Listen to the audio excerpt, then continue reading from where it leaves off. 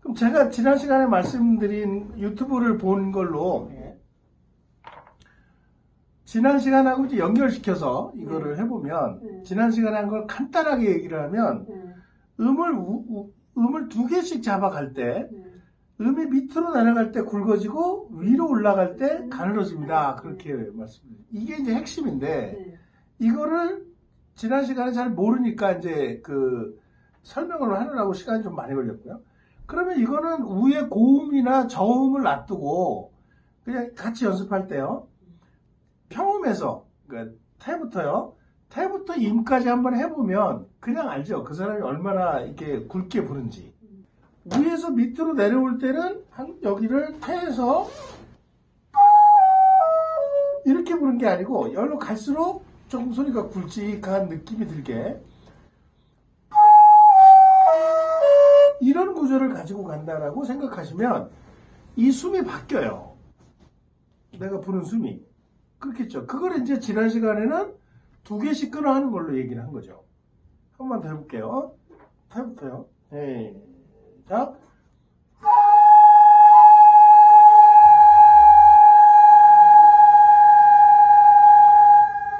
태황.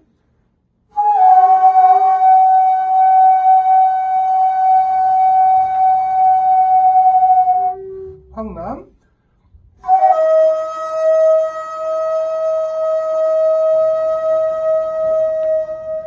태임.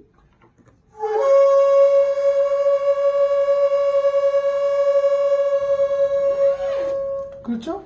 올라가 보자고요. 올라갈 때는 임남, 태임이 아니라 임남. 자.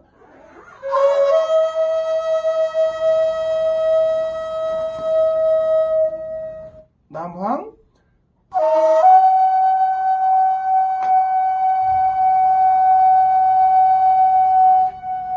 황태.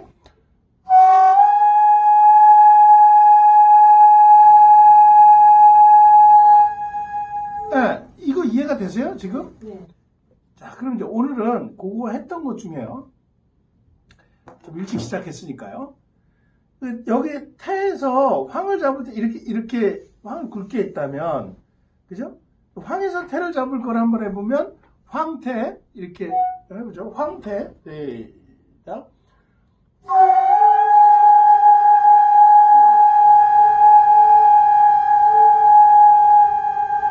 그렇죠?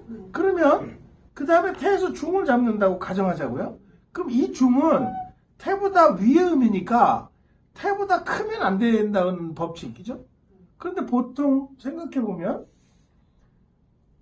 이게 크고요. 황이 이랬는데 태에서 중 부실 때 이렇게 부는 경우가 많은 거죠. 그죠? 중을 이게 탁 놓으니까 이게 더 커버렸잖아요. 그죠? 그럼 이 법칙에 의하면 태에서 중을 잡으실 때 여기를 할 때 크게 부르려고 하지 말고 조심스럽게 뛰어보면 이게 맞는 거죠. 해볼게요. 태중 시작.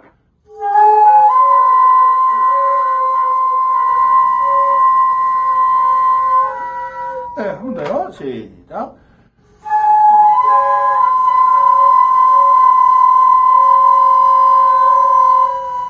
한 번 더요.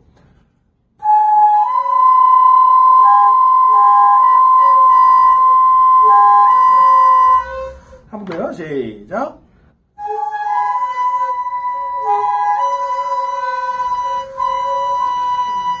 네.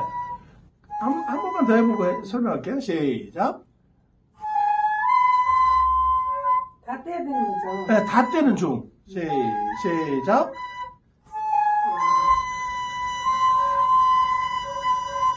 네. 그게 이제 이번 시간서부터 그 얘기를 해볼게요.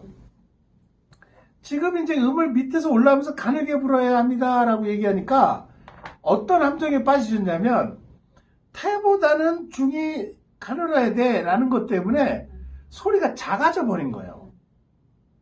그러면 내가 평상시에 중을 부를 때 중을 이렇게 본 게 아니고 요 크기가 있었는데 이 크기를 요 법칙을 하면서 지금 까먹어 버린 거예요. 그러니까 지금 부실 때 보면 여기서 이렇게 부르니까 소리가 작긴 한데 전파력이 좀 없죠. 네. 그죠? 이제 요 문제에 봉착하는 거예요. 그래서 어떻게 하느냐? 내가 평상시에 불었던 중의 음을 크기를 일단 한번 그냥 불어보면 불어보세요. 그냥 중만 시작. 네, 한 번 더요. 시작.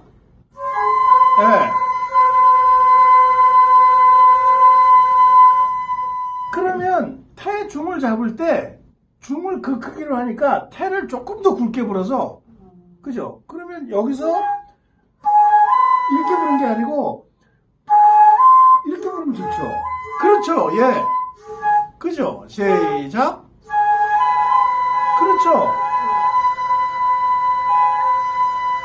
예, 이해가 되시죠? 그렇죠. 예. 그러니까 이 말의 전파를 할 때 의미가 두 개의 음을 할 때 밑에 음이 위에 음보다 크고 위에 음이 가늘어야 돼요 라는 거에 함몰이 돼버리면 작게 불게 되는 거예요. 그죠? 근데 내가 이런 얘기 안 들었을 때는 음을 좀 크게 부르는데 왜 작게 부르냐 이제 이렇게 보면 그게 요 법칙을 지키려다 보니까 점점점 작아졌다고 보는 거죠. 그래서 이제 지금서부터는 어떻게 부르시냐면 내가 태를 부를 때요. 이 정도 크기를 불었다면 여기 황을 요거보다 좀 굵게 부르면 되죠. 그죠? 그럼 여기서 부를 때 이렇게 불면 좋지 이렇게 부를 이유는 없죠. 황태 시작.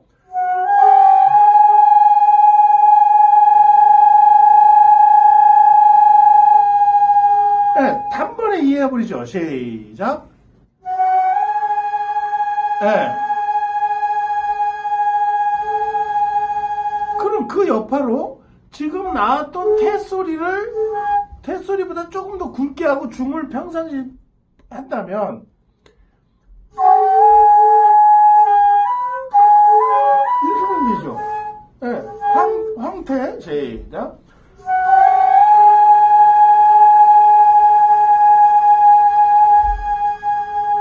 네, 태중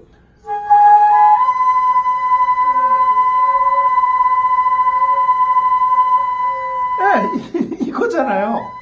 그죠? 그러니까 설명할 때 제가 이렇게 말씀을 드리는 거를 깊숙이 생각하다 보니 그거에 이렇게 딱 매몰돼 버리는 거예요. 이건 잘못된 거예요. 그러니까 지금처럼 해보니까 음을 갖고 놀 때는 내가 평상시에 했던 숨을 갖고 놀 때 앞에나 뒤에 것을 조정하는 것이지 평상시에 불었던 숨보다 더 작게 크게는 아니구나라는 것을 알 수 있어요.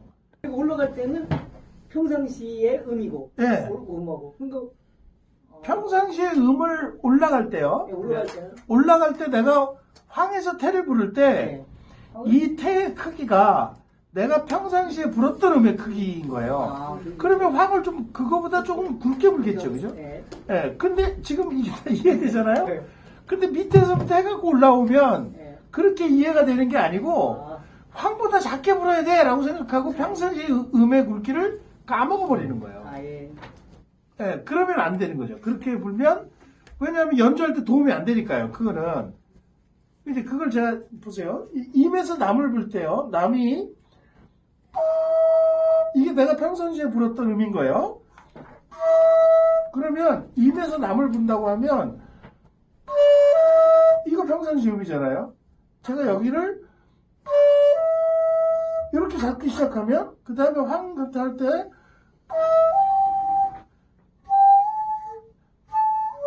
이렇게 가는 거잖아요. 이건 점점 왜소해지는 거잖아요. 그러니까 두 개씩 할 때 기준은 우리가 지금 기초가 아닌 거죠. 만약에 우리가 대금을 처음 배우는 사람들이라면 그렇게 이해하는 게 맞아요. 근데 우리는 이미 진양이나 이런 걸 했던 사람들이잖아요. 그러니까 내가 불었던 음의 크기를 가지고 굵다 작다를 얘기하는 거죠. 가늘다. 그 지금 했을 때는 장식음을 쓴 건 아니죠. 아니죠. 이건 장식음의 개념이 아니고요. 네. 음이 두 개씩 나올 때 어떻게 나오느냐를 제가 설명한 거죠. 그렇게 안 보시면 이제 어떤 실수들을 하는가를 보는 거예요. 그럼 대부분 여기 황이고 태고 태가 커야 되니까 이렇게 부는 소리를 많이 내는 거죠. 이거 황소리 났으니까요. 그죠? 이게 뭔가 좀 이상한 거예요, 소리가. 그죠? 소리도 이상하지만 두 번째로 이렇게 안 부는 이유 중에 하나는 여기서 이렇게 불면요, 황을 불 때 이 목이요 이렇게 돼버려요. 그러니까 첫 숨을 편안하게 못 내쉬고 숨을 들여 마신 다음에 이렇게 내는 숨이 돼버리는 거예요. 그래서 음이 이렇게 연결되어 있을 때는 밑에 소리하고 위에 소리가 갈 때, 이렇게 하나의 음 차이일 때요. 그럴 때 황을 만약에 내가 굵게 내다가 청소리가 났다고 해도, 그러니까 여기가 이건데 여기를 불다가 이렇게 불어도 이건 좋은데 이건 좀 이상하죠. 그래서 굵기가 결정지어지는 거죠. 자기가 부는 소리의 굵기. 이해가 되셨나요?